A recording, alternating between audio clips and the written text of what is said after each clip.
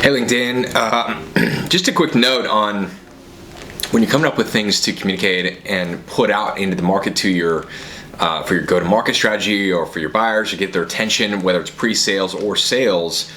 I think it's easy because we're really proud of what we do and we're excited about it, and we want to talk about our product. We want to talk about our product or service or whatever, and it's easy to think, what do I want them to know? What do I want them to think? What do I want them to hear?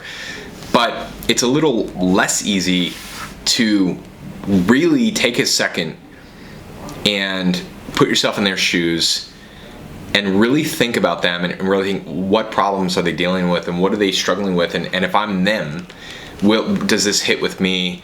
And you know, you really do need to speak to the customer. You need to talk to the customers and listen to them and sort of compound their feedback, compound what they're dealing with. And the more you know them, the more you understand and know them, then when you're creating your marketing content, sales content, it can be more relevant to them. And at the end of the day, you know, a video or a deck or a site or whatever, those things are nothing without relevant communication that's compelling to that audience, that moves them in some way. Those are just commoditized things. They're just a site, a video, or whatever. The difference is the context or the content inside of it. And it's easy to go, oh yeah, I know that.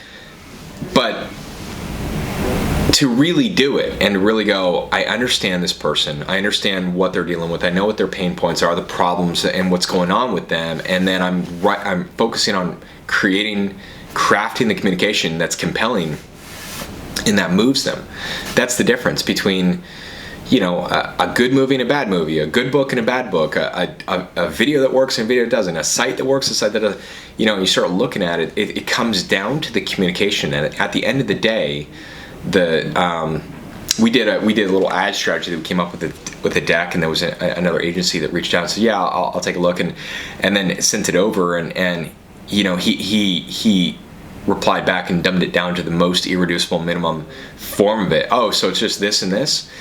And I thought, well, if you want to look at it that way, you can, but ultimately those things are not the thing. It's not about the ad or the deck or the site. It's about what's inside it and for the audience and how you do that. And that's a little trickier than people think. And all you have to do is read 100 books, and then you'll see how many great writers there are. You know, most of them, even books that do well in New York Times bestseller, many are not super well written. Every now and then you come across one, you go, wow, that was really well written. So it is an interesting thing, and it's an art, and it's sort of blending that art and communication into everything that you're doing. And if you really want to nail something, you really want to nail a strategy, you got to nail the communication, and in order to nail the communication, you got to understand the buyer. And you know, and the more you do that, the better it's going to go.